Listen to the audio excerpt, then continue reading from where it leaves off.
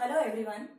In this video, I am going to explain you biotechnology application in agriculture.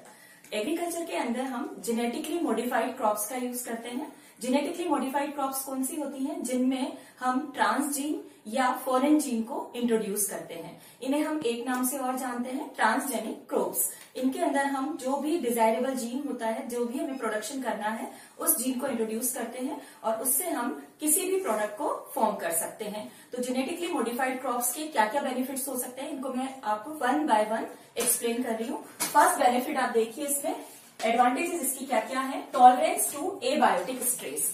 अगर हम genetically modified crops को use करते हैं तो इनकी एक एडवांटेज है कि यहाँ पर जो क्रॉप्स होती हैं उनमें कई बार क्या होता है कि आप नॉर्मली जब क्रॉप्स को यूज करते हैं तो एनवायरमेंटल फैक्टर्स होते हैं, जैसे कि बहुत ज्यादा हीट हो जाना या सॉइल के अंदर क्या होता है, सॉल्ट का परसेंटेज ज्यादा हो जाना, ड्रॉट की कंडीशन, सूखा हो जाए या वाटर लॉगिंग की प्रॉब्लम हो जाए, तो इन एबायोटिक स्ट्रेसेस से हमारी क्रॉप को बहुत बड़ा हार्म पहुंचता है। इससे बचने के लिए हम जेनेटिकली क्रॉप्स को मॉडिफाई कर सकते हैं और इसमें हम इस तरह के जीन को इंट्रोड्यूस करते हैं जिससे कि इन सभी एबायोटिक स्ट्रेसेस से क्रॉप के अंदर रेजिस्टेंस डेवलप हो जाता है और क्रॉप इजी वे में किसी भी वेदर कंडीशन में ग्रो कर सकती है। दूसरा जो इसका एडवांटेज है, that is paste resistance plants को प्रिपेयर करना, तैयार करना।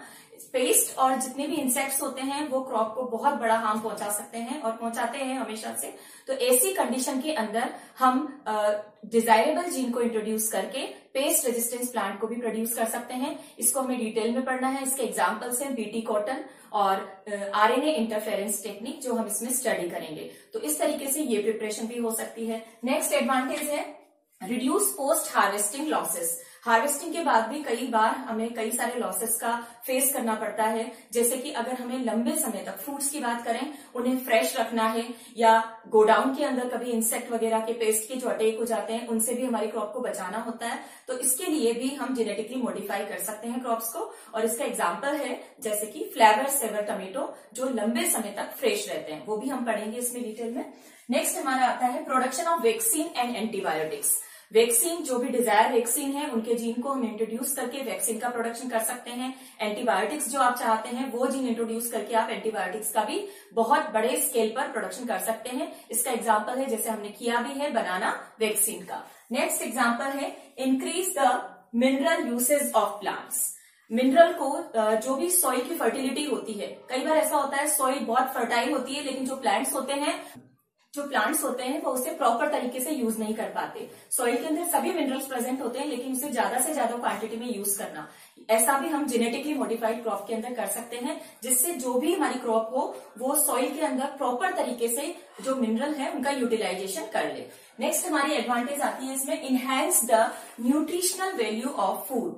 जो भी हमारा प्रॉपर फूड होता है उसमें प्रोटीन, कार्बोहाइड्रेट, विटामिन, मिनरल्स, इन सबका एक फिक्स परसेंटेज होता है। अगर हम इन वैल्यूज को बढ़ाना चाहते हैं, प्रोटीन की परसेंटेज ज्यादा या मिनरल या कोई पर्टिकुलर विटामिन को उसमें इंट्रोड्यूस करना चाहते हैं, तो ये भी हम जेनेटिकली मॉडिफाइड प्लांट्स के अंदर कर सकते हैं और ऐसा हमने किया भी है। इसका एग्जांपल है सुपर पोटैटो, जिसमें हमने प्रोटीन वाले जीन को इंट्रोड्यूस किया है, यानी पोटैटो के अंदर कार्बोहाइड्रेट के साथ साथ आपको प्रोटीन भी मिलेगा। दूसरा एग्जांपल है गोल्डन राइस, जिसमें हमने विटामिन ए के जीन को इंट्रोड्यूस किया था, तो ये भी इसके अंदर आएंगे। नेक्स्ट है production of pharmaceutical compounds. Different type के मेडिसिन, ड्रग्स का प्रोडक्शन हम कर सकते हैं, जैसे कि इंसुलिन, इंटरफेरोन, कई तरह के जो मेडिसिन आते हैं वो इसके अंदर यूज हो जाएंगे।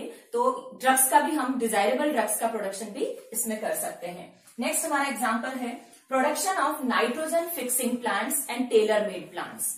नाइट्रोजन फिक्सिंग प्लांट्स क्या है? अभी तक आपने पढ़ा है कि जो लेग्यूमिनस फैमिली होती है उन्हीं के प्लांट्स के, उन्हीं में ये एक क्वालिटी डेवलप होती है कि वो जो भी एटमॉस्फेयर में नाइट्रोजन प्रेजेंट होती है उसकी फिक्सिंग नाइट्रेट में कर देते हैं। इससे हमें जो दूसरे केमिकल फर्टिलाइजर हैं उनकी डिपेंडेंसी नहीं होती। लेकिन ये सिर्फ लेग्यूमिनेसी फैमिली के प्लांट्स में ही होता है। अगर हमें वीट, राइस की क्रॉप्स के अंदर भी ऐसा हो जाए कि हमारी डिपेंडेंसी जो है केमिकल फर्टिलाइजर की वो खत्म हो जाए, यानी नाइट्रोजन की फिक्सिंग ऑटोमेटिकली प्लांट कर लें, तो इसके लिए हम NIF जीन्स, जो कि नाइट्रोजन फिक्सिंग जीन्स होते हैं, उनको इंट्रोड्यूस कर सकते हैं इन क्रॉप्स में, जिससे कि हमारी डिपेंडेंसी कम हो जाएगी। ये क्रॉप्स ऑटोमेटिकली ही नाइट्रोजन का फिक्सिंग कर लेंगी। Tailor made plants specific purpose के लिए ग्रो किए जाते हैं। इनके लिए जैसे कई फैक्ट्रीज होती हैं जो प्रोडक्शन करती हैं, जैसे स्टार्च का प्रोडक्शन है या फ्यूल से रिलेटेड है या कोई भी मेडिसिन का प्रोडक्शन करना है, तो उससे रिलेटेड वो प्लांट्स पर्सनली अपने फार्म हाउस में ग्रो करवाते हैं। तो वहां पर जेनेटिकली मॉडिफाइड हम प्लांट्स में ये चेंजेस कर सकते हैं, इन्हें स्पेसिफिक पर्पस के लिए ग्रो किया जाता है। एंड एक और इसके अंदर हमारा बेनिफिट्स है जो किया गया है, इसका एग्जांपल है जैसे कि डिजायरेबल फ्लावर कलर्स को भी हम जेनेटिकली मॉडिफाइड क्रॉप्स में कर सकते हैं। किस तरीके से नॉर्मल जो फ्लावर के कलर्स होते हैं वो आप सबने देखे हैं, लेकिन अगर आपको कोई अलग कलर फ्लावर में देना है तो उसके लिए भी आप जीन को इंट्रोड्यूस कर सकते हैं। इसके लिए नीदरलैंड, जहां पर कमर्शियली फ्लावर का बहुत ज्यादा क्वांटिटी में प्रोडक्शन किया जाता है, उन्होंने सबसे पहले ये किया था ट्यूलिप के अंदर, पिटूनिया के अंदर। पिटूनिया का जो कलर होता है वो ब्लू पर्पल कलर के होते हैं, इनमें कभी भी सैफरन या ऑरेंज कलर नहीं होता। इन्होंने मेज के प्लांट से जीन को सेपरेट किया और इन फ्लावर्स के अंदर इंट्रोड्यूस किया, जिससे कि वो सैफरन कलर के होते हैं। इसके अलावा हम blue rose, blue carnation, blue tulip, इनमें भी कलर्स को यूज कर सकते हैं। तो दीज आर द एडवांटेजेस जो कि जेनेटिकली मॉडिफाइड प्लांट्स में होती है। अब इसके जो 2-3 आपके एग्जाम्पल हैं कोर्स में, उनको भी हमें डिटेल में पढ़ना है, जो कि फर्स्ट हमारा है इंसेक्ट रेजिस्टेंस प्लांट, और इसमें हमें पढ़ना है बीटी कॉटन। बीटी कॉटन जो प्लांट है, इसमें इंसेक्ट का रेजिस्टेंस मिलता है। इसको हम इस तरीके से स्टडी करेंगे। एक बैक्टीरिया होता है bacillus thuringiensis. What is the name of bacteria?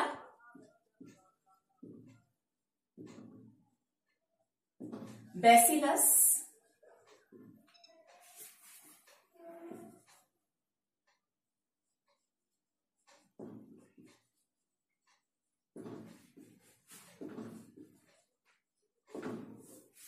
इस बैक्टीरिया के अंदर एक जीन प्रेजेंट होता है, and what is the name of that gene? क्राइजीन। ये क्राइजीन एक टॉक्सिन, इंसेक्टिसाइडल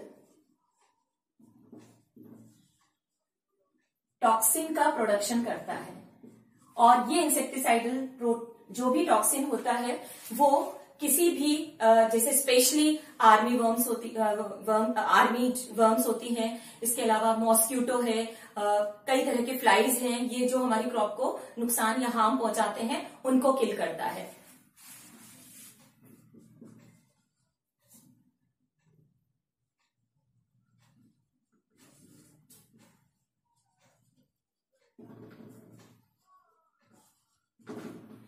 ये बैक्टीरिया जो बैसिलस थ्यूरिनजेनेसिस होता है, एक सॉइल बैक्टीरिया होता है, जिसके अंदर ऑटोमेटिकली ही ये टॉक्सिन प्रेजेंट होता है जो इंसेक्ट को किल कर सकता है।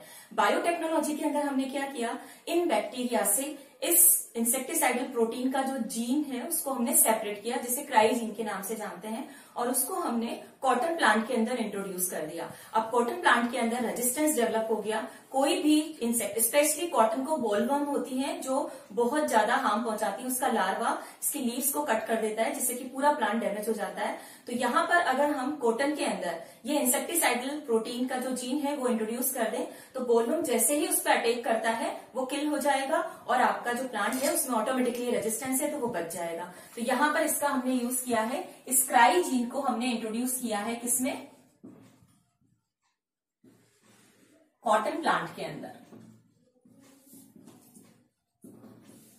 कॉटन प्लांट में इंट्रोड्यूस करने पर अब सपोज इसमें बोलवर्म का अटैक होता है, it kill the bollworm.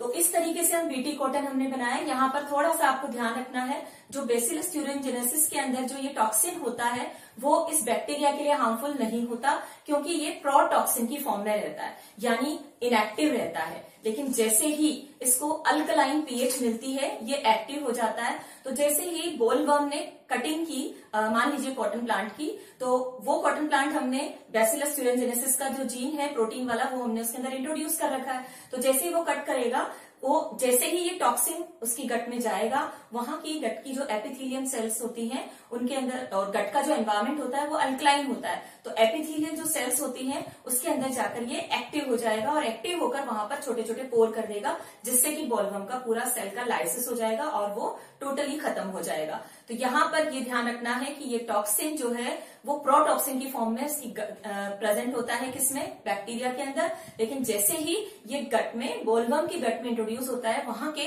Alkaline environment से ये टॉक्सिन में बदल जाता है। तो इसलिए हम इसको यहाँ पर इस तरीके से यूज कर सकते हैं। इसके कई सारे जीन आए हुए हैं, इनको आपको ध्यान में रखना है, जो बनाए गए हैं, cry first AB, cry first AC, cry first second AB, these are the cry genes जिनको हम यूज कर रहे हैं। यहाँ पर आपको ध्यान रखना है, cry first AC and AB ये यूज होते हैं बॉलवर्म के लिए, and cry first AB use होता है कॉर्न बोरर के लिए। तो ये बीटी कॉटन का एग्जाम्पल है। इसी तरीके से हमने बीटी ब्रिंजल वगैरह में भी इसका यूज किया है।